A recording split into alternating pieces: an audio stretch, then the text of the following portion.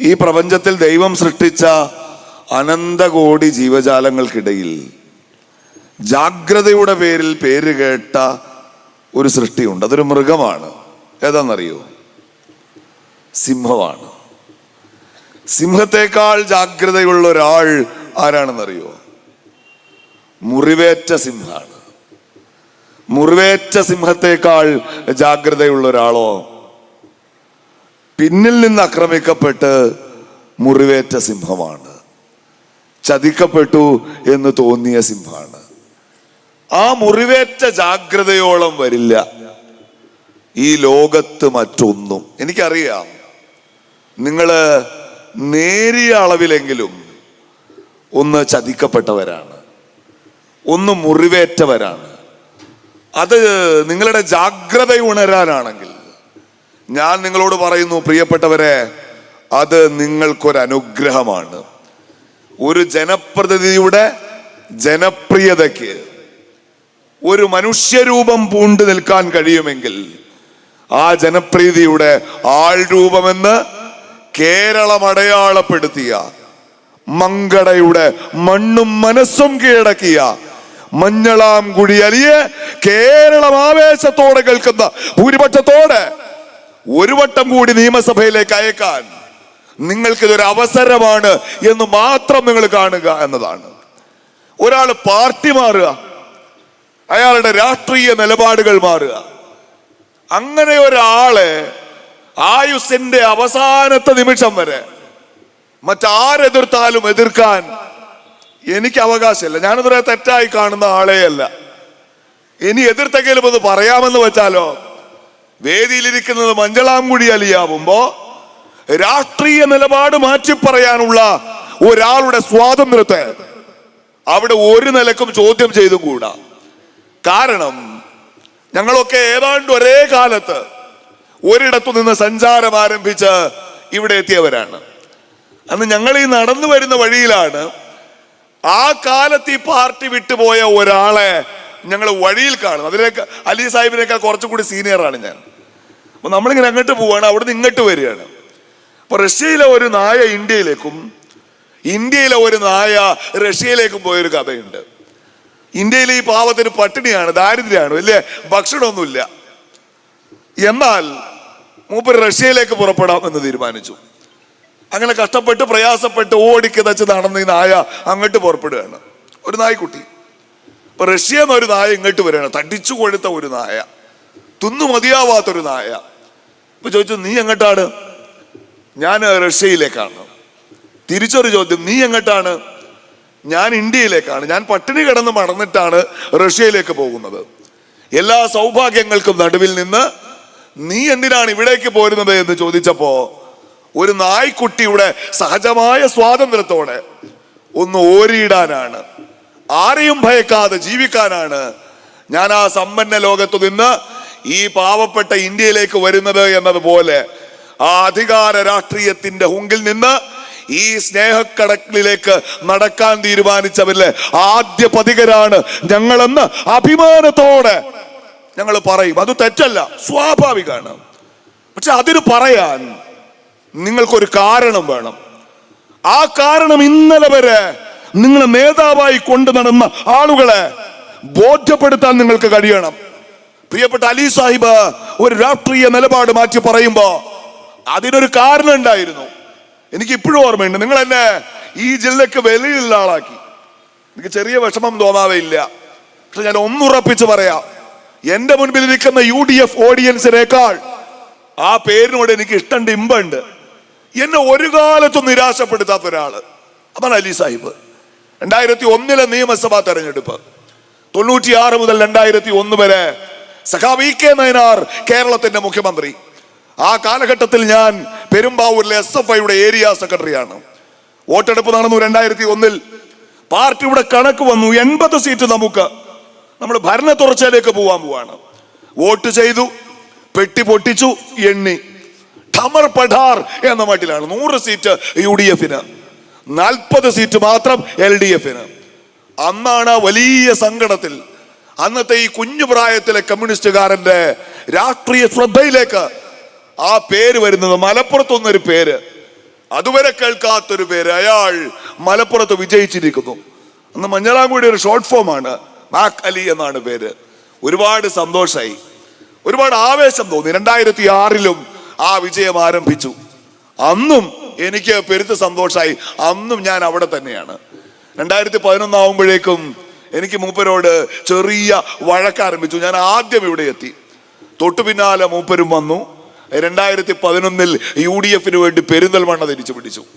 16 പെരിന്തൽമണ്ണ നിലനിർത്തി. 2021 മങ്കടയിലെത്തി. 26 ഒരു വട്ടം നിങ്ങളുടെ മുന്നിൽ നിൽക്കണം. ഒരു കാര്യം ഞാൻ ഉറപ്പിച്ചു പറയാം, ഓരോ കാലഘട്ടങ്ങളിലും ഈ മുന്നണിയും ഈ പാർട്ടിയും ഏൽപ്പിച്ച രാഷ്ട്രീയ ദൗത്യങ്ങൾ ഏറ്റെടുത്തു എന്നതിനപ്പുറത്ത് ആ മനുഷ്യൻ എന്ന താല്പര്യം അയാളെ നയിച്ചിട്ടില്ല എന്ന് കഴിഞ്ഞ എത്രയോ പതിറ്റാണ്ടുകളായി അയാൾ ഹൃദയത്തോട് ചേർക്കുന്ന മങ്കടയെ സാക്ഷി നിർത്തി അഭിമാനത്തോടെ ആവേശത്തോടെ ഞാൻ കേരളത്തോട് പറയും എന്നതാണ്.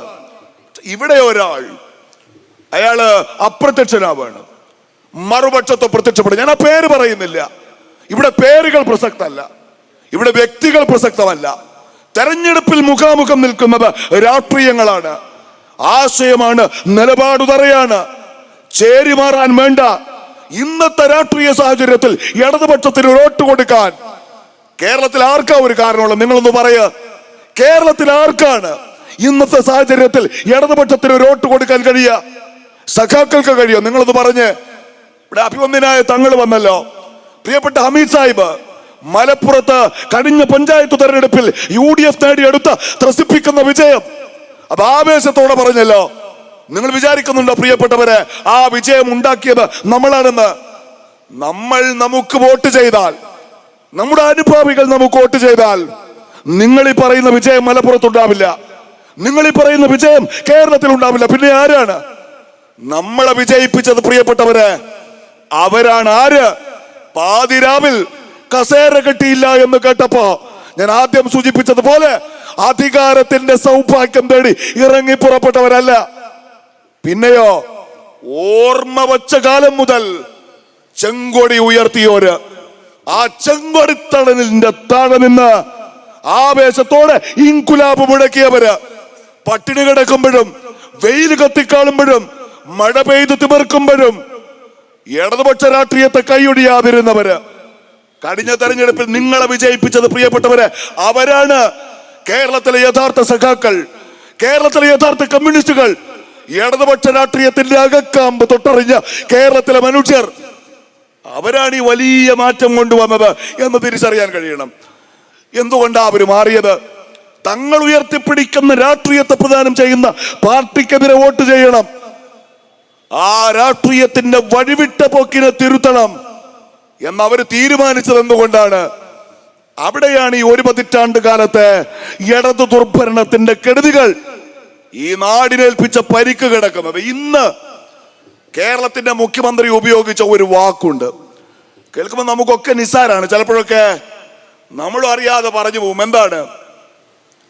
കെ സുധാകരൻ കാണിച്ചത് രാഷ്ട്രീയ ചെറ്റത്തരമാണ് എന്നാണ്. ഇല്ലേ? ചെറ്റത്തരം. അതെ, ജി സുധാകരൻ, ശരിയാണ്, ജി സുധാകരൻ. രാഷ്ട്രീയ ചെറ്റത്തരം എന്ന വാക്കാണ്. എന്താണ് ഈ ചെറ്റത്തരം എന്ന് പറഞ്ഞാലുള്ള കുഴപ്പം? ആരാണ് ചെറ്റയിൽ താമസിക്കുന്നവൻ? എന്താണ് ചെറ്റ? ജന്മിമാരുടെ കാലത്ത്, ഫ്യൂഡലിസത്തിന്റെ കാലത്ത് ഈ കേരളത്തിന്റെ വയലേലകളിലും പാടവരമ്പുകളിലും ചെങ്കൊടി നാട്ടിവെച്ച് ഫ്യൂഡലിസത്തെ വെല്ലുവിളിച്ച് നമ്മൾ കൊയ്യുന്ന ഈ വയല് ഒരു കാലത്ത് നമ്മുടെ ഭാഗമെന്ന സ്വപ്നം അവരുടെ തലച്ചോറിൽ കുത്തിവെച്ച് ഇവിടുത്തെ പാവപ്പെട്ട മനുഷ്യരെ, ഇവിടുത്തെ കീഴാളരെ, ഇവിടുത്തെ കർഷക തൊഴിലാളികളെ, ഒറ്റവാക്കിൽ പറഞ്ഞാൽ ഈ നാട്ടിലെ അടിസ്ഥാന വർഗത്തെ, അവര് കിടക്കുന്ന കുടിലുകളെ ആളുകൾ പരിഹസിച്ച് വിളിച്ച പേരാണത് ചെറ്റയിൽ കിടക്കുന്നവൻ. അവന്റെ തരമാണ് ചെറ്റ എന്നൊരു കമ്മ്യൂണിസ്റ്റ് മുഖ്യമന്ത്രി പറയാണ്, അല്ലെ? ആ വാക്കിൽ അയാളുടെ മനഃശാസ്ത്രമുണ്ട് എന്നതാണ്.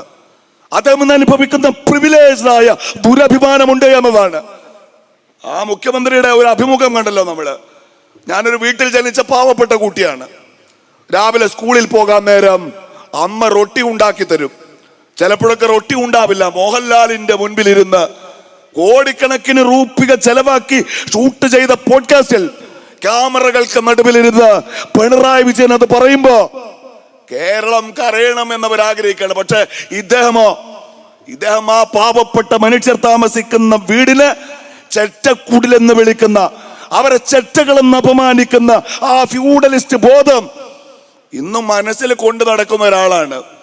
നമ്മളൊരു വീട്ടിൽ പോകുമ്പോൾ നമുക്ക് ഭക്ഷണം തരിക, മുമ്പിൽ മീൻ കൊണ്ടുവന്ന് വെക്കുക, നമ്മൾ ആ മീനിലേക്ക് കൈപിടിക്കുക, എന്നിട്ട് നമുക്കൊരു നേരിയ സംശയം തല ഉയർത്തിയിട്ട് ചോദിക്കുക, എന്താണ് ഇതേതാ മീൻ? ചൂരയാണ് ആണോ? കൈ കൊടയുക, എഴുന്നേക്കുക, എന്നിട്ട് നീ തിന്നോ എന്ന ഭാവത്തോടെ ഇറങ്ങിപ്പോവുക. ആനത്തലവട്ടം മാനന്ദൻ എന്ന മങ്കടയിലെ ഒരു ഇടതുപക്ഷക്കാരൻ വഴിതെറ്റി വന്ന ഇവിടുന്നുള്ള ഒരാൾക്ക് വേണ്ടി നാളെ വോട്ട് തണ്ടാൻ മങ്കടയുടെ തെരുവിൽ ഇറങ്ങാൻ തീരുമാനിച്ചെങ്കിൽ നിങ്ങൾ മനസ്സിലാക്കിക്കോ, ഈ തെരഞ്ഞെടുപ്പിന്റെ രാഷ്ട്രീയം ഇതാണ്. ആനത്തലവട്ടം ആനന്ദൻ എന്ന സഖാവ് ആയുഷ്കാലം അത്രയും ട്രേഡ് യൂണിയൻ പ്രസ്ഥാനങ്ങളെ വഹിച്ച, തൊഴിലാളി വർഗത്തിനിടയിൽ പ്രവർത്തിച്ച, ആധുനിക കാലഘട്ടത്തിൽ കമ്മ്യൂണിസ്റ്റ് പ്രസ്ഥാനത്തിന്റെ അധികാരത്തിന്റെ ഒരു പങ്കും പറ്റാതെ, ഒരു രൂപ ബാക്കി വെക്കാതെ കടന്നുപോയ ഒരാൾ സഖാവ് എന്ന് അക്ഷരം തെറ്റാതെ വിളിക്കപ്പെടാൻ യോഗ്യനായ ഒരാൾ അയാളുടെ വീട്ടിൽ നിന്ന് ഇറങ്ങി നടന്നു എന്നാണ്. ചൂരയാണല്ലേ, നെയ്മീൻ എവിടെ പോയി എന്നാണ് ഒരു കമ്മ്യൂണിസ്റ്റ് നേതാവിന്റെ, ഈ രാജ്യത്തിന്റെ രാഷ്ട്രീയ ഭൂപടത്തിൽ അവശേഷിക്കുന്ന ഏക കമ്മ്യൂണിസ്റ്റ് ഭരണമുള്ള സംസ്ഥാനത്തിന്റെ മുഖ്യമന്ത്രിയുടെ കഥയാണ് ഞാൻ ഈ പറഞ്ഞത്. എന്താ സംഭവം എന്നറിയോ നിങ്ങൾക്ക് സഖാക്കളെ? നിങ്ങളുടെ മുഖ്യമന്ത്രി സഖാവ് പിണറായി വിജയൻ വരുന്നിടത്തിപ്പോ രണ്ട് കൂട്ടരുണ്ട്. ഒന്ന് പൗരപ്രമുഖരാണ്. നിങ്ങൾ കണ്ടില്ലേ മുഖ്യമന്ത്രിയുടെ നവകേരള സദസ് ഇവിടെ മങ്കടയിൽ വന്നപ്പോ നിങ്ങൾ ഇവിടുത്തെ CPM-ന്റെ പാർട്ടി അംഗങ്ങളോട്, അവരുടെ ലോക്കൽ നേതാക്കളോട് ചോദിക്കുക, രണ്ട് ചടങ്ങ്. ഒന്ന് രാവിലെ പൗരപ്രമുഖരുടെ ചടങ്ങ് നടക്കും. അവിടെ നാട്ടിലെ പ്രമാണിമാർക്ക് വരാം, വ്യവസായികൾക്ക് വരാം, മുഖ്യമന്ത്രി അടുത്തിരുന്ന് കാണാം, കാരണഭൂതനെ തൊടാം, തൊഴുത് പ്രാർത്ഥിക്കാം, ഒരുമിച്ച് ഭക്ഷണം കഴിക്കാം, അല്ലേ? അത് രാവിലെയാണ്. വൈകിട്ടായാൽ വേദിയിലേക്ക് ഇങ്ങനെ കമ്മ്യൂണിസ്റ്റ് പാർട്ടിയുടെ പുതിയ കാലത്ത് ആൾ ദൈവം എഴുന്നള്ളി നിൽക്കും. സദസ്സിന്റെ അപ്പുറത്ത് ഒരു വലിയ ബാരിക്കേഡ് ഉയരും. ആ ബാരിക്കേഡിനപ്പുറത്ത് അയാളെ നേതാവായി കൊണ്ട് നടന്ന് വോട്ട് ചെയ്ത് വിജയിപ്പിച്ച ഈ പാർട്ടിയുടെ സാധാരണ പ്രവർത്തകർ അവരിങ്ങനെ അണിനിരന്ന് നിൽക്കും. അവരുടെ കുപ്പായം മുതൽ അടിവസ്ത്രം വരെ പരിശോധിച്ച് കറുപ്പ് തുണിയില്ല എന്നുറപ്പാക്കി ഓരോരുത്തരെയായി കയറ്റിവിടും. ഇതാണ് പ്രിയപ്പെട്ടവരെ പുതിയ കാലത്ത് നിങ്ങളുടെ പാർട്ടി എന്ന് പറയുന്നത്. ഒരാൾ ദൈവത്തെ കണക്ക്, ചോദ്യം ചെയ്യപ്പെടാത്ത വിഗ്രഹത്തെ കണക്ക് പിണറായി വിജയൻ എന്ന ഈ പുതിയ കമ്മ്യൂണിസ്റ്റ് ആൾ ദൈവത്തെ നിങ്ങൾ ഒരു ഭാഗത്ത് കൊണ്ടു നടക്കണം. മറുഭാഗത്തോ നിങ്ങളുടെ ഒരു പതിറ്റാണ്ട് കാലത്തെ ഭരണത്തിന്റെ ബാക്കി പത്രം എന്താണ്? നിങ്ങളൊന്ന് പറയുക. ഇത് വിശദീകരിക്കേണ്ട ബാധ്യത ഇപ്പോ ഈ നിലപാട് മാറിയവർക്ക് കൂടി ഉണ്ട്. ഇന്നലെ വരെ പിടിച്ച കൊടി താഴെ വെച്ചിട്ട് നാളെ മുതൽ ഞാനൊരു പുതിയ രാഷ്ട്രീയം പറയുമെന്ന് ഇവിടെ ആര് പറഞ്ഞാലും നിങ്ങളുടെ പിറകിൽ നടന്നവരോട്, നിങ്ങൾ പുതിയതായി ചെന്നു ചേർന്ന ആ സംഘത്തോട് അതിന്റെ ന്യായം ബോധിപ്പിക്കേണ്ട ബാധ്യതയുണ്ട് നമുക്ക്, ഇല്ലേ? ഇന്നിപ്പോ ഗുരുവായൂരിൽ BJP-യുടെ സ്ഥാനാർത്ഥി, അയാൾക്കെതിരെ പോലീസ് കേസ് എടുത്തു. എന്തിനാ കേസ്? ഗുരുവായൂരിലെ തെരഞ്ഞെടുപ്പിൽ അയാൾ മതം പറഞ്ഞു. എന്ത് മതാ പറഞ്ഞത്? ഇത് ഗുരുവായൂരപ്പന്റെ മണ്ണാണ്, ഈ ഗുരുവായൂരപ്പന്റെ മണ്ണിൽ ജയിക്കേണ്ടത് ഒരു ഹിന്ദുവാണ്. പക്ഷെ ഇവിടെ ജയിച്ചവരുടെ പേര് നോക്ക്, കേൾക്കണം കേട്ടോ, കേൾക്കണം നിങ്ങള്. ഈ കഴിഞ്ഞ തെരഞ്ഞെടുപ്പുകളിൽ ഇവിടെ വിജയിച്ചു പോയവരുടെ പേര് നോക്ക്, അവരൊക്കെ മുസ്ലിംകളാണ്, ഇല്ലേ? ആരാ പറഞ്ഞത്? ഗോപാലകൃഷ്ണൻ. ആരാ കേസെടുത്തത്? പിണറായി വിജയൻ. നിങ്ങള് ഈ ഒരൊറ്റ വാക്ക് അവരുടെ പേര് വായിച്ചു നോക്ക്. നിങ്ങൾ വേറെ ഇതെവിടെയെങ്കിലും കേട്ടിട്ടുണ്ടോ? ഒന്ന് റിവൈൻഡ് അടിക്കുക നിങ്ങളുടെ ഓർമ്മ. കേട്ടോ? പഞ്ചായത്ത് തെരഞ്ഞെടുപ്പ് കഴിഞ്ഞപ്പോ നിങ്ങൾ കേട്ടു. എവിടുത്തെ പേര് വായിക്കാനാ പറഞ്ഞേ? മലപ്പുറത്തെ പേര് വായിക്ക്, കാസർഗോട്ടെ പേര് വായിക്ക്. ആരാ പറഞ്ഞത്? ഇന്നിപ്പോ ചാനലുകൾ മുഴുവൻ ചർച്ചയ്ക്ക് വിളിക്കാണ്. എല്ലാവരും ചർച്ചയ്ക്ക് വെക്കുന്നത് അതിന്റെ തലക്കെട്ട് ഗോപാലകൃഷ്ണൻ കേരളത്തിന്റെ തൊഗാഡിയോ എന്നാണ്. സംശയം എന്താ? അയാൾ പറഞ്ഞത് തൊഗാഡിയയുടെ വർഗീയ വിരുദ്ധ രാഷ്ട്രീയമാണ്. പിന്നെ ഗുരുവായൂരിന്റെ മണ്ണിൽ വിജയിച്ചു വന്ന കഴിഞ്ഞ കാലങ്ങളിലെ MLA-മാരുടെ പേര് വായിക്ക. ഇനി അവരെ വിജയിപ്പിക്കരുത്.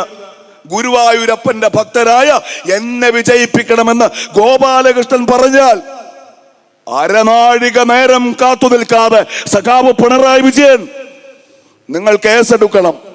പക്ഷേ മലപ്പുറത്തെ, കാസർഗോട്ടെ വിജയിച്ചു വന്നവരുടെ പേര് വായിക്കുന്ന ഒരു ഉളുപ്പുമില്ലാതെ ഈ കേരളത്തോട് പറഞ്ഞ സജി ചെറിയാനെ മടിയിലിരുത്തിയിട്ട് നിങ്ങൾ ഈ കേസെടുക്കുമ്പോ ആദ്യം കേസെടുക്കേണ്ടത് സ്വന്തം മന്ത്രിസഭയിലെ അംഗത്തിനെതിരെയാണ് എന്ന ബോധ്യം നിങ്ങൾക്കുണ്ടാവണം എന്നതാണ്. പച്ചയ്ക്ക് വർഗീയത പറയുന്ന, സംഘപരിവാർ രാഷ്ട്രീയത്തിനും വിട്ടുപണി ചെയ്യുന്ന ഇടതുപക്ഷത്തേക്കാണ് നിങ്ങൾ പോയത്. അതാണ് ഇവിടുത്തെ പ്രശ്നം.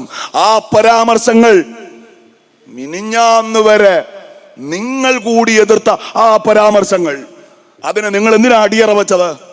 അധികാരത്തിന്റെ അപ്പക്കഷണത്തിന് വേണ്ടി തീർന്നില്ല.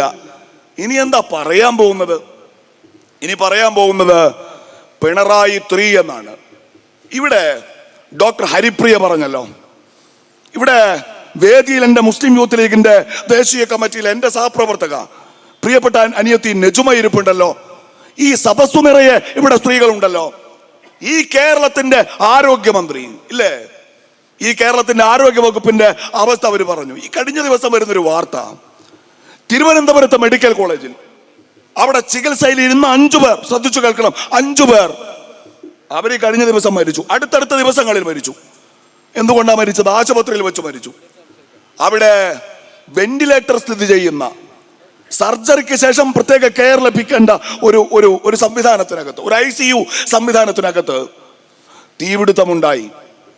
വെന്റിലേറ്ററിൽ കിടക്കുന്ന ഒരു രോഗിയുടെ ആരോഗ്യാവസ്ഥ ഞാൻ പറഞ്ഞു തരേണ്ട ആവശ്യമില്ല. 5 രോഗികൾ ഇവർ മതിയായ സൗകര്യങ്ങൾ ഏർപ്പെടുത്താതെ ആ തീപിടുത്തത്തിൽ നിന്ന് രക്ഷിക്കുന്നതിന്റെ ഭാഗമായി ആ രോഗികളെ മാറ്റിയപ്പോ അവർ 5 പേരും മരിച്ചു. ഇന്നലെ കേരളത്തിലെ മുഴുവൻ ചാനലുകൾക്കും അതൊരു 1 മിനിറ്റ് നീണ്ടു നിൽക്കുന്ന ഒരു ചെറിയ ബൈറ്റോട് കൂടിയുള്ള വാർത്തയാണ്. ഒരു അന്തി ചർച്ചയില്ല, ഒരാളിതൊന്നും അപ്ഡേറ്റ് ചെയ്യുന്നില്ല. ആരും ഇതറിയരുത് എന്ന് ആരൊക്കെയോ തീരുമാനിച്ചതുപോലെ കേരളത്തിലെ മുഴുവൻ മാധ്യമങ്ങളും മുഖ്യമന്ത്രി പിണറായി വിജയന്റെ അഭിമുഖത്തിന് വേണ്ടി കാത്തു നിൽക്കുകയാണ്. ഭവ്യതയോടെ ആ പൊന്നു തമ്പുരാനോട് ചോദ്യങ്ങൾ ചോദിച്ച് മൂപ്പരുടെ തിരുവായിൽ നിന്ന് കേൾക്കുന്ന മറുപടി അതേപടി കേരളത്തെ കേൾപ്പിക്കുന്ന തിരക്കിലാണ്. 5 പേർ ഇവിടുത്തെ ഒരു സർക്കാർ ആശുപത്രിയിൽ മരിച്ചു വീണു. ആ മരണപ്പെട്ടു പോയവരുടെ ബന്ധുക്കൾ പറയുന്നത്, ആ അപകടമുണ്ടായപ്പോ മതിയായ സൗകര്യങ്ങൾ വേണ്ടത്ര ശ്രദ്ധ കൊടുക്കാതെ കാടിനെ മാറ്റുന്നത് പോലെ, മാടിനെ മാറ്റുന്നത് പോലെ അവര് മാറ്റിയതിന്റെ ഭാഗമായിട്ടാണ് അവർ മരിച്ചു വീണത് എന്നതാണ്. ഇവിടെ പറഞ്ഞപ്പോ നമ്മളും ചിരിച്ചു. വയറ്റിൽ കത്രിക ഇല്ലേ, ഒരളവോളം നമ്മളൊക്കെ പുരുഷന്മാരാവുന്ന ചില സമയമുണ്ട്. നമുക്ക് ചിരിക്കാവുന്ന ഒന്നാണ്. പക്ഷേ എത്രമേൽ സങ്കീർണമായ ഒന്നാണ് അത് എന്ന് നമുക്കറിയും. അത് അറിയുന്നത് കൊണ്ടും അത് സഹിക്കുന്നത് കൊണ്ടുമാണ് ഹരിപ്രിയക്ക് അത് ലാഘവത്തോടെ പറയാൻ കഴിയുന്നത്. പക്ഷെ നമ്മളതിന് ലാഘവത്തോട്, അത്രമേൽ സങ്കീർണമായ ഒന്നാണ്. ഇപ്പോ കോഴിക്കോട്ട് അർഷീന എന്ന് പറയുന്ന ഒരു സഹോദരി 2017 ജനുവരി മാസം 30-ാം തീയതി കോഴിക്കോട്ടെ മെഡിക്കൽ കോളേജിൽ അവർ സർജറിക്ക് വിധേയമാണ്. ഞാൻ ഈ ആരോഗ്യ വകുപ്പിനെ കുറിച്ച് മാത്രം 5 മിനിറ്റ് പറഞ്ഞ് അവസാനിപ്പിക്കുന്നത്, ഈ കേരളത്തിൽ 2ാം പിണറായി സർക്കാർ എന്ന മഹാവിപത്ത് മലയാളക്കരയ്ക്ക് പേറേണ്ടി വന്നത് കേരളത്തിന്റെ ആരോഗ്യ മേഖലയെ മുൻനിർത്തിക്കൊണ്ട് സഖാവ് പിണറായി വിജയന്റെ നേതൃത്വത്തിൽ 1ാം പിണറായി സർക്കാർ നടത്തിയ PR വർക്കിന്റെ ഭാഗമായിട്ടാണ്. ഒരു ടീച്ചർ വരിക, എനിക്ക് അവരുടെ ആദരവാണ്. അവർ വന്നിട്ട് പറയും, എന്താ പറയുക, മാസ്കിന്റെ ഷോർട്ടേജ് ഉണ്ട്, നമ്മളൊക്കെ വീട്ടിലിരിക്കാൻ ഇറങ്ങാൻ നിവൃത്തിയില്ല, എൻ്റെ പേരിൽ ആകെ ഒരു പോലീസ് കേസേ ഉള്ളൂ. ഞാൻ ഓർമ്മ വച്ച കാലം മുതൽ എൻ്റെ ജീവിതത്തിൽ ഇത്രയും നാളും ഞാൻ കാണുന്ന അങ്ങാടി, വീട്ടിൽ നിന്ന് അനുവാദം ചോദിക്കാതെ ഒന്ന് പുറത്തോട്ടിറങ്ങാൻ സ്വാതന്ത്ര്യം കിട്ടിയ അന്ന് മുതൽ ഞാൻ ജീവിച്ച അങ്ങാടി, സ്വന്തമായിട്ട് കാലിച്ചായക്കൊരു പൈസ കൊടുക്കാൻ ഒരു 2 റുപ്യ കയ്യിലുണ്ടായ കാലം മുതൽ ഞാൻ പോയി ചായ കുടിക്കുന്ന അങ്ങാടി, ആ അങ്ങാടിയിലേക്ക് ആ ലോക്ക്ഡൗൺ കാലത്ത് പോയതിനാണ് എൻ്റെ പേരിൽ കേസ്. മഹാമാരി നിയമം ലംഘിക്കാൻ ശ്രമിച്ചു എന്നാണ്. എന്ന് വെച്ചാൽ എൻ്റെ വീടിൻ്റെ അങ്ങാടിയുടെ ഇടയിൽ വലിയൊരു ബാരിക്കേഡ്, 5-6 പോലീസുകാർ. ഞാൻ ഇറങ്ങിപ്പോയി, കൈയോടെ പിടിച്ചു. അതിപ്പോൾ കേസാണ്, 500 രൂപ മറ്റോ ഫൈൻ അടക്കണമെന്നാണ്. ആ കാലത്ത് ഇവർ വന്നിട്ട് പറയണം ഇവരെല്ലാം ഭദ്രാണ്. അമേരിക്കയിൽ നിന്ന് വിളിച്ചിരുന്നു. എന്താ ചോദിച്ചത്? ഞങ്ങളുടെ നാട്ടിൽ മാസ്കിന് കുറവുണ്ട്, നിങ്ങളുടെ കേരളത്തിൽ മാസ്ക് ഉണ്ടെങ്കിൽ കുറച്ച് കൊടുത്തയക്കും. നമ്മളത് വിശ്വസിക്കാണ് ഒരു നിസ്സഹായാവസ്ഥയിൽ. നമ്മൾ വിശ്വസിച്ചില്ലെങ്കിലും കേരളത്തിലെ കുറെ മനുഷ്യർ അത് വിശ്വസിക്കാണ്. അങ്ങനെ വ്യാജമായ ഒരു പൊയ്ക്കാലിൽ ആരോഗ്യ വകുപ്പിനെ കുറിച്ചുള്ള അപദാനങ്ങൾ ഉറക്കെ പറഞ്ഞ് അധികാരത്തിൽ വന്ന ഒരു ഗവൺമെന്റ്, ആ ഗവൺമെന്റ് കാലാവധി പൂർത്തിയാക്കി തെരഞ്ഞെടുപ്പ് മുഖത്ത് നിൽക്കുമ്പോൾ ഓഡിറ്റ് ചെയ്യപ്പെടേണ്ടത് ആരോഗ്യ വകുപ്പാണെന്ന ബോധ്യത്തിൽ മാത്രമാണ് ഞാനിത് പറയുന്നത്. അവരൊരു ശസ്ത്രക്രിയക്ക് വിധേയായി. അത് കഴിഞ്ഞു, പ്രസവം കഴിഞ്ഞപ്പോൾ സ്വാഭാവികമായും ആശ്വാസം തോന്നണം. പിന്നെയും സഹിക്കവയ്യാത്ത വേദനയാണ്. അവരനുഭവിക്ക പ്രസവ വേദനയേക്കാൾ മാരകമായ വേദന. അത് 1 മണിക്കൂറല്ല, 2 മണിക്കൂറല്ല, 3 മണിക്കൂറല്ല, അതൊരു മാസങ്ങൾ നീണ്ടു നിൽക്കുന്ന, വർഷങ്ങൾ വീണ്ടു നിൽക്കുന്ന വേദനയാണ്. പുരുഷന്മാർക്കത് സങ്കല്പിക്കാൻ കഴിയുന്നത്. ഞാൻ പറഞ്ഞു കേട്ടത് മൂത്രത്തിക്കല്ലിൻ്റെ പ്രശ്നം ഉണ്ടോ ആർക്കെങ്കിലും? ഉണ്ടോ? പറയങ്ങായിമാർ ഇതൊരു തീരുമാനമാക്കണം. നമുക്ക് ഉണ്ടോ? ഉണ്ട്. അതിൻ്റെ വേദന വന്നിടണോ? നല്ല വേദന. മറ്റതിൻ്റെ 1000-1 ഉള്ളൂ എന്നാണ് എൻ്റെ ഉമ്മ എന്നോട് പറയും. എൻ്റെ ഉമ്മാക്ക് ഇത് 2 ഉണ്ട്, അതുകൊണ്ടാണ്. ഉമ്മ പ്രസവിച്ചിട്ടുണ്ട്, ഉമ്മാക്ക് മൂത്രത്തിക്കല്ലുണ്ട്. ഞാൻ പറഞ്ഞു വരുന്നത്, അങ്ങനെയുള്ള ഒരു സാഹചര്യത്തിൽ 5ാമത്തെ വർഷം കേരളത്തിലെ ഒരു സ്വകാര്യ ആശുപത്രിയിൽ 2022 പറഞ്ഞു ഒരു കത്രികയാണ്. ഞാനതിൻ്റെ വിശദാംശങ്ങളിലേക്ക് പോവല്ല. പിന്നീട് ആരോഗ്യ വകുപ്പ് വിമർശിക്കപ്പെട്ടപ്പോൾ, ഇവിടെ ചർച്ചകൾ ഉണ്ടായപ്പോൾ, ആരോഗ്യമന്ത്രിയെ കരിങ്കൊടി കാണിച്ചു എന്നതിൻ്റെ പേരിൽ അവരെ കൊല്ലാൻ ശ്രമിച്ചു എന്ന് പറഞ്ഞ് KSU പ്രവർത്തകർക്കെതിരെ കേരളത്തിൽ കള്ളക്കേസെടുത്തപ്പോ ഈ മന്ത്രി പറയാണ് അർഷീനയുടെ വയറ്റിലെ കത്രിക UDF-ന്റെ കത്രികയാണോ എന്നെങ്ങനെ അറിയും? അതിന് കാർബൺ പരിശോധന നടത്തണം. അങ്ങനെയുണ്ട്. കാർബൺ പരിശോധന നടത്തിയാൽ പഴക്കം തീരുമാനിക്കാം. ഇപ്പൊ തമിഴ്നാട്ടിൽ ഒരു വലിയ കാർബൺ പരിശോധന മധുര ഭാഗത്ത് നടത്തി. അതുപോലെ പുരാവസ്തുക്കളുടെ കാർബൺ പരിശോധന നടത്തുന്നത് പോലെ കാർബൺ പരിശോധന നടത്താം. എന്തിനാണ്? ഈ സ്ത്രീ 2014 ഒരു സിസേറിയന് വിധേയയായിട്ടുണ്ട്. 2013-ലും 2015-ലും ഇവർ സിസേറിയന് വിധേയയായിട്ടുണ്ട്. അന്ന് ഉമ്മൻചാണ്ടിയുടെ കാലത്ത് ഇവരുടെ വയറ്റിൽ കുടുങ്ങിയ ഉമ്മൻചാണ്ടി കത്രികയാണോ എന്ന പരിശോധന നടത്തേണ്ടി വരുമെന്ന് പറയണേ ഈ CPM. ഒന്ന് ആലോചിച്ച് നോക്ക്. 2013 കത്രിക കുടുങ്ങിയാൽ 2015 ഓപ്പറേഷനിൽ അത് കിട്ടണ്ടോ? 2015 കുടുങ്ങിയാൽ 2017 ഓപ്പറേഷനെങ്കിലും അത് കഴിച്ചിലായി കിട്ടിയില്ലല്ലോ. എന്ന് വെച്ചാൽ ഒരു സംശയം എന്ന് വെച്ചാൽ പറയേണ്ടി വരികയാണ്. എൻ്റെ സഹോദരിമാർക്ക് എന്നോട് ദേഷ്യം തോന്നരുത്. ആ കത്രിക ആ സഹോദരിയുടെ വയറ്റിൽ കുടുങ്ങിയത്, പ്രിയപ്പെട്ട സഖാക്കളെ, നിങ്ങളുടെ കാലത്താണ്. അപ്പൊ പറയും ഒറ്റപ്പെട്ട സംഭവമാണ്. ആയിക്കോട്ടെ, ഈ അടുത്ത് പുറത്ത് വന്ന ഉഷയോ, നിങ്ങളൊന്ന് പറയൂ. ഈ അടുത്ത് പുറത്ത് വന്ന ഉഷയോ, ഹുസ്ന എന്നൊരു സഹോദരി, അവരുടെ സർജറിക്ക് പകരം അവരുടെ ശരീരത്തിന്റെ ജനനേന്ദ്രിയം കീറി മുറിച്ച് കളഞ്ഞു എന്നാണ്. നരകയാതന അനുഭവിക്കാണ് ആ സ്ത്രീ. ഇതൊക്കെ പോട്ടെ, നിങ്ങൾ ഏറ്റവും സുരക്ഷിതരാണ് എന്ന് നിങ്ങൾക്ക് തോന്നുന്ന ഒരു സ്ഥലമല്ലേ പ്രിയപ്പെട്ട എൻ്റെ ഉമ്മമാരെ, സഹോദരിമാരെ? അതെവിടെയാണ്? ഒരു സർജറി കഴിഞ്ഞ് നിങ്ങൾ ആ പോസ്റ്റ് സർജിക്കൽ കെയർ യൂണിറ്റിലാണെങ്കിൽ അതിന് വിധേയരായ ബന്ധുക്കൾക്ക് കാണാൻ കഴിയില്ല, മക്കൾക്ക് കാണാൻ കഴിയില്ല. ഡോക്ടറുടെ അനുവാദമില്ലാതെ ആ രോഗിയെ ആർക്കും കാണാൻ കഴിയില്ല. അങ്ങനെ ഒരു ഓപ്പറേഷന് വിധേയയായി ആശുപത്രിയിൽ കഴിയുന്ന ഒരു സഹോദരിയെ കോഴിക്കോട്ട് മെഡിക്കൽ കോളേജിലെ ജീവനക്കാരൻ അവിടെ വന്നിട്ട് ഉപദ്രവിക്കുക. ഇവര് അബോധാവസ്ഥയിൽ പരാതി പറയുക, വൈദ്യപരിശോധനയ്ക്ക് വിധേയാവുക, അവർ ഉപദ്രവിക്കപ്പെട്ടു എന്ന് ബോധ്യമായതിനു ശേഷം, ഞാൻ അവസാനിപ്പിക്കുകയാണ്, ബോധ്യമായതിനു ശേഷം ആ പ്രതി അവിടെ ജോലി ചെയ്യുക. ഈ സ്ത്രീ നീതി നേടുക. കേരളത്തിൽ ഒരു ആശുപത്രിയിൽ നടന്ന സംഭവമാണിത്. കെട്ടിടം പൊളിഞ്ഞ് തകർന്നു വീണില്ലേ ഈ കേരളത്തില്? വിനോദിനി എന്നൊരു കുട്ടിയെ കണ്ടില്ല? നിങ്ങളുടെ മകളെ പോലെ 9 വയസ്സുള്ള ഒരു മോള് കൈ മുറിച്ചു മാറ്റിയതാണ് കേരളത്തിലെ ആശുപത്രിയിൽ. മാരകമായ ഒരു സൂക്കേട് വന്നതല്ല, വീണ് കൈ ഒടിഞ്ഞതാണ്. അവിടെ പോയി പഴുത്തു, ചീഞ്ഞു, നാറാൻ തുടങ്ങി. അപ്പൊ കൊണ്ടുപോയി മുറിച്ചു മാറ്റി. ഒരു കൃത്രിമ കൈ വേണം, 2 ലക്ഷം രൂപ. ഇവിടെ പറഞ്ഞല്ലോ, പത്രത്തിൽ പരസ്യം കൊടുക്കാൻ 8 കോടി, കേരളയിൽ 25 കോടി, വനിതാ മതിലിന് 50 കോടി, മോഹൻലാൽ അവാർഡ് കിട്ടുമ്പോൾ പരിപാടി നടത്താൻ 2 കോടി, ആഗോള അയ്യപ്പ സംഗമത്തിന് 8 കോടി, നവകേരള സർവേക്ക് 25 കോടി, പൊന്നു തമ്പുരാന്റെ വീട്ടിലെ കന്നുകാലി തൊഴുത്തിന് 43 ലക്ഷം, ആ വീട്ടിൽ ലിഫ്റ്റിന് 20 ലക്ഷം, മതില് കെട്ടാൻ 70 ലക്ഷം. പണം ഇങ്ങനെ വാരിക്കോരി ചെലവഴിക്കുന്ന ഈ കേരളത്തില്, പൂർത്തുകൊണ്ട് ധാരാളിത്തം കൊണ്ട് അവര് ആഘോഷിക്കുന്ന ഈ കേരളത്തില് ആ പാവപ്പെട്ട മൂക്ക് കൊടുത്തത് 2 ലക്ഷം രൂപയാണ്. നിങ്ങൾ പറയുക, ഇവര് കമ്മ്യൂണിസ്റ്റുകാരാണോ? ഇവര് പാവപ്പെട്ടവരുടെ കൂടെയാണോ? ഇവരാണോ ഇടതുപക്ഷം? ഇവരാണോ ഈ നാട് ഭരിക്കേണ്ടത്? നിങ്ങൾ പറയ പ്രിയപ്പെട്ടവരെ. ആരോഗ്യ വകുപ്പിന്റെ അവസ്ഥ ഇങ്ങനെയാണ്. ഏതു മേഖലയിലും നിങ്ങൾ പരിശോധിച്ചാൽ പ്രിയപ്പെട്ടവരെ, നമ്മുടെ കേരളം ഇങ്ങനെ നമ്മുടെ കൺമുന്നിൽ നഷ്ടപ്പെടുകയാണ്. ഇന്നലെ കടമെടുത്തു 3700 കോടി രൂപ. 3700 കോടി രൂപ കടപ്പത്രം ഇറക്കി. റിസർവ് ബാങ്കിൽ 24-ാം തീയതി ലേലം നടക്കും. ആ ലേലം നടക്കുമ്പോ ഗവൺമെന്റിന് 3700 കോടി തരും. നിങ്ങൾക്ക് കുറച്ച് പെൻഷനും തരും. അതെടുക്കുന്നതോടെ 49,257 കോടി രൂപ ഈ സാമ്പത്തിക വർഷത്തിലെ കേരളത്തിന്റെ കടം. ഇപ്പൊ കേരളത്തിന്റെ ആകെ കടം 5.5 ലക്ഷം കോടി രൂപ. പുറത്തു കൊടുത്തു തീർക്കാനുള്ള കുടിശ്ശിക 2 ലക്ഷം കോടി രൂപ. ആകെ കടം 7.5 ലക്ഷം കോടി രൂപ.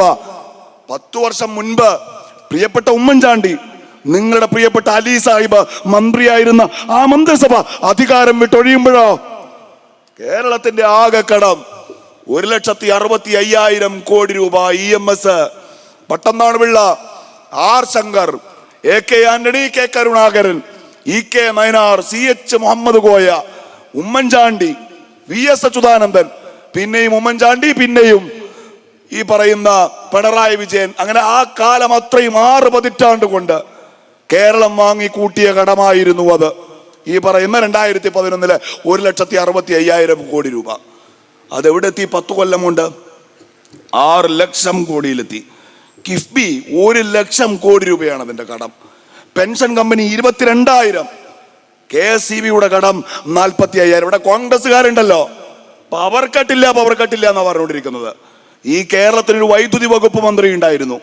ഈ മലപ്പുറം അതിന്റെ ഹൃദയത്തിൽ കൊണ്ട് നടന്ന കോൺഗ്രസ്സുകാരുടെ ആവേശമായിരുന്ന പ്രിയപ്പെട്ട കുഞ്ഞാക്ക, നമ്മുടെ ആര്യാടൻ മുഹമ്മദ്, കേരളത്തിന്റെ പിന്നെ വൈദ്യുതി വകുപ്പ് മന്ത്രി ആയിരുന്നല്ലോ. ഇവരുടെ മന്ത്രിസഭയില് ഇവരൊരു കരാറുണ്ടാക്കി. എന്താ കരാറ്? 2010 ഇവിടുന്ന് അങ്ങോട്ട് 25 വർഷത്തേക്ക് എന്ന് വെച്ചാൽ 2010 മുതൽ 2035 വരെ നിങ്ങൾ കേരളത്തിന് ആവശ്യമുള്ള കറണ്ട് എത്രയാണെങ്കിലും തരണം.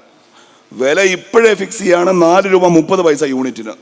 നിങ്ങൾക്ക് ലാഭവും നഷ്ടവും നമുക്ക് അറിയണ്ട. 2035 വരെ അത് കൂട്ടി ചോദിക്കരുത് എന്ന് കരാറുണ്ടാക്കി. അത് ഒപ്പിട്ടു. ആ മന്ത്രിസഭ താഴെ പോയി. ഇവര് വിജിലൻസ് അന്വേഷണം വെച്ചു, കേസെടുത്തു. ആര്യാടൻ മുഹമ്മദിനെ ജീവിതത്തിന്റെ അവസാന കാലത്ത് ജയിലിടാൻ ശ്രമിച്ചു. ആ കരാർ റദ്ദാക്കാൻ തീരുമാനിച്ചു. KSEBിയുടെ റെഗുലേറ്ററി കമ്മീഷൻ പറഞ്ഞു കൈവിട്ട് കളിക്കരുത്, ഇത് കേരളത്തിന് ഗുണമുള്ള കരാറാണ്, 2035 വരെയാണ്. അതുവരെ ഈ വിലക്ക് കറണ്ട് കിട്ടുമെങ്കിൽ കേരളത്തിന് ഇത് ലാഭമാണ്. കോടതിയിൽ പോയി ഗവൺമെന്റ്, വാദിച്ച് ജയിച്ച് ആ കരാർ റദ്ദാക്കി. പിന്നെ കറണ്ടിന് ഷോർട്ടേജ് വന്നു. ഇപ്പൊ നമ്മുടെ ഈ കത്തുന്ന കറണ്ട് ഇത് ഇവരാരും ഉൽപ്പാദിപ്പിക്കുന്നല്ല, കറണ്ടല്ല, വാങ്ങാണ് പുറത്തുനിന്ന്. 6 രൂപ 90 പൈസ മുതൽ 8 രൂപ വരെയാണ് ഇതിന്റെ വില. ഉമ്മൻചാണ്ടിയുടെ ആ അധികാരം വിട്ടൊടിഞ്ഞ ഏപ്രിൽ മാസത്തിലെ നിങ്ങളുടെ കറണ്ട് ബില്ല് നോക്ക്. എനിക്ക് ഉറപ്പുണ്ട് അത് 1000 കൂടുതൽ ഏറ്റവും വലിയ വീട്ടില്. എന്റെ വീട്ടിലൊക്കെ അന്ന് 200-300 രൂപ കറണ്ട് ബില്ലില്ലേ. ഈ മാസത്തെ കറണ്ട് ബില്ലൊന്നും എടുത്തു നോക്കിക്കോ. ഇയാൾ ഈ ഔദാര്യം വെച്ച് നീട്ടുന്ന 2000 രൂപ ഈ കേരളത്തിൽ മര്യാദക്ക് പട്ടിണി കിടക്കാൻ പോലും പര്യാപ്തമല്ല എന്ന് ബോധ്യമാകുന്ന ഒരു തെരഞ്ഞെടുപ്പാണ്. ഞാൻ അവസാനിപ്പിക്കാണ് പ്രിയപ്പെട്ടവരെ. ഞാൻ ആദ്യം പറഞ്ഞ ജാഗ്രത കൈവിടാതെ, എന്നാൽ നിലത്ത് ചവിട്ടാൻ അനുവദിക്കാതെ ഈ പടി കടന്നു വന്ന അയാളെ തോളിലേറ്റിക്കൊണ്ടുവന്ന അതേ ആവേശത്തോടെ ഈ തെരഞ്ഞെടുപ്പിനെ നേരിടണം. ഈ തെരഞ്ഞെടുപ്പിന് ഒരു പ്രത്യേകതയുണ്ട്. നമ്മളൊക്കെ കുട്ടിക്കാലത്ത് അനുഭവിച്ച വലിയൊരു സങ്കടമുണ്ട്, തീർത്താ തീരാത്തൊരു നിരാശ. അതെന്താ പറയുക, ആ സങ്കടം സഹിക്കാൻ കഴിയില്ല. കണ്ണ് നിറയും, മൂക്ക് തുടിക്കും, സഹിക്കാൻ പറ്റാത്തൊരു സങ്കടം. കുട്ടിക്കാലത്ത് നമ്മൾ മദ്രസ സ്കൂളൊക്കെ വിട്ടു വരിക, ഉമ്മ 2 പാർലേജി ബിസ്ക്കറ്റ് തരാം, 2 കിട്ടും. ആ 2 പാർലേജി ബിസ്ക്കറ്റുകൾ നമ്മൾ മുന്നിലിരിക്കുന്ന കട്ടൻ ചായയിലേക്ക് മുക്കുക. അപ്പോൾ ആ ഒരു 1/2 സെക്കൻഡ് നമ്മുടെ മനസ്സിലൂടെ പായുന്ന ചിന്തകളുണ്ട്. ഇപ്പൊ ബിസ്ക്കറ്റ് പൊങ്ങി വരും, നേർത്ത മട്ടിൽ കുതിർന്നിട്ടുണ്ടാവും. അത് വായിലേക്ക് വെക്കുമ്പോൾ മഞ്ഞലിയുന്നത് പോലെ വലിയും. ഇതൊക്കെ ചിന്തിച്ച് ആ അര സെക്കൻഡ് എങ്ങാനൊരിത്തിരി വൈകിയാൽ നമ്മളതിങ്ങോട്ട് പൊക്കിയെടുക്കുമ്പോൾ ആ ബിസ്ക്കറ്റിൻ്റെ പിടിച്ച തുമ്പ് മാത്രമേ കയ്യിലുണ്ടാവൂ. ബാക്കി ആ കട്ടൻ ചായയിൽ അലന്ന് വീണു. അന്ന് അനുഭവിച്ചൊരു സങ്കടമുണ്ട്, അന്ന് അനുഭവിച്ചൊരു നിരാശയുണ്ട്. ഇനി ഒന്നും കൂടി തരുമോന്ന് ഉമ്മാനോട്ടിട്ട് ചോദിക്കാനും വയ്യ. പിന്നെ ആകെ ഉള്ളത് 3, അത് പെങ്ങക്ക് കൊടുത്തു കഴിഞ്ഞു, അവളത് തിന്നു കഴിഞ്ഞു. വീട്ടിലിനി വേറെ ബിസ്ക്കറ്റ് ഇല്ല. എന്നാ പിന്നെ എല്ലാം കൂടി വിരലിട്ട് കട്ടൻ ചായയിലൊരു ഇളക്കലാണ്, എന്നിട്ടൊരു ഒറ്റ വലിച്ചുകൂടിയാണ് അല്ലേ. ഈ പാർലേജി ബിസ്ക്കറ്റിനെ കുറിച്ച് ഞാൻ പറഞ്ഞത് 1929 ബോംബെയിലെ വെർലിയിൽ ആരംഭിച്ച ആ പാർലേജി ബിസ്ക്കറ്റ് കമ്പനി 3 മാസം മുൻപ് പൂട്ടാൻ തീരുമാനിച്ചു എന്നാണ്. ഇനി ആ പാർലേജി ബിസ്ക്കറ്റും ഇല്ല. നമ്മളൊക്കെ അലന്നു പോയ പാർലേജിയെ കുറിച്ച് അനുഭവിച്ച തീക്ഷ്ണമായ ആ വേദന പ്രിയപ്പെട്ട എൻ്റെ 80കളിലെയും 70കളിലെയും 90കളിലെയും തലമുറയോട് ഞാൻ പറയാണ്, ഇനി ആ വേദന അനുഭവിക്കാൻ കേരളത്തിൽ ഒരു തലമുറ പിറക്കാനില്ല. അത് പൂട്ടി. ഒരു സങ്കടം ഉണ്ടായില്ലേ? എന്നാ ഇനി സന്തോഷമുള്ളൊരു വർത്താനം കൂടി പറയാം. പാർലേജി ബിസ്ക്കറ്റ് ഉൽപാദനം ആരംഭിച്ച ഏതാണ്ട് അതേ കാലത്താണ് നമ്മുടെ രാജ്യത്ത് കമ്മ്യൂണിസ്റ്റ് പാർട്ടിയും പ്രവർത്തനം ആരംഭിക്കുന്നത്. 1925കളിൽ എന്താണ് കൗല്? ഒരു കൗല്. കേരളത്തിൻ്റെ കാര്യത്തിൽ അവരുടെ ഒരു സ്ട്രോങ് കൗല് എന്ന് വെച്ചാൽ 1933 കണ്ണൂർ ജില്ലയിൽ തലശ്ശേരിക്കടുത്ത്, കണ്ണൂരിനടുത്ത് പിണറായിയിൽ പാറപ്പുറത്താണ് കമ്മ്യൂണിസ്റ്റ് പാർട്ടിയുടെ ആദ്യത്തെ പാർട്ടി ഘടകം രൂപീകരിക്കപ്പെട്ടത്. അന്നത്തെ ആ പാർട്ടി ഘടകത്തിൻ്റെ സെക്രട്ടറി സഖാവ് പി കൃഷ്ണപിള്ളയായിരുന്നു. അയാളെ കേരളം കോമ്രേഡ് ഓഫ് കോമ്രേഡ്സ് എന്ന് വിളിച്ചിരുന്നു, സഖാക്കളുടെ സഖാവ് എന്ന് വിളിച്ചിരുന്നു എന്നാണ്. ഇനി നിങ്ങൾക്ക് സന്തോഷം വരുന്ന ആ കാര്യം എന്താണെന്ന് ഞാൻ നിങ്ങളോട് പറയേണ്ട കാര്യമില്ല.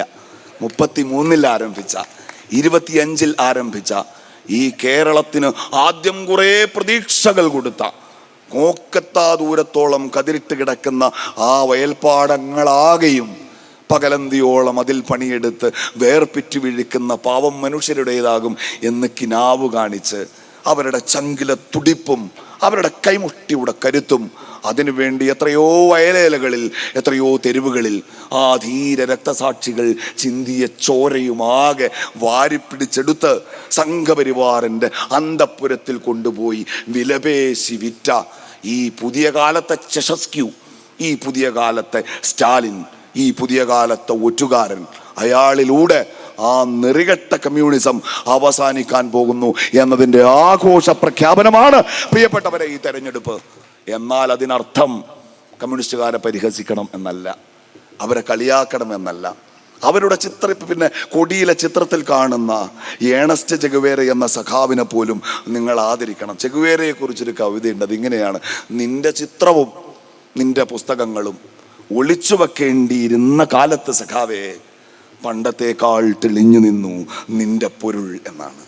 നിന്റെ ചിത്രങ്ങളും നിന്റെ പുസ്തകങ്ങളിലും ഒളിച്ചു വെക്കേണ്ടിയിരുന്ന കാലത്ത് സഖാവേ പണ്ടത്തേക്കാൾ തെളിഞ്ഞു നിന്നു നിന്റെ പൊരുൾ. ഇപ്പോ ചത്ത പതാകകളിൽ നീ ചൂടൻ ബ്രാൻഡായി, ഉയിരില്ലാത്ത കൊടിമരങ്ങളിൽ നീ കഴിവേറ്റപ്പെട്ടു എന്നാണ്.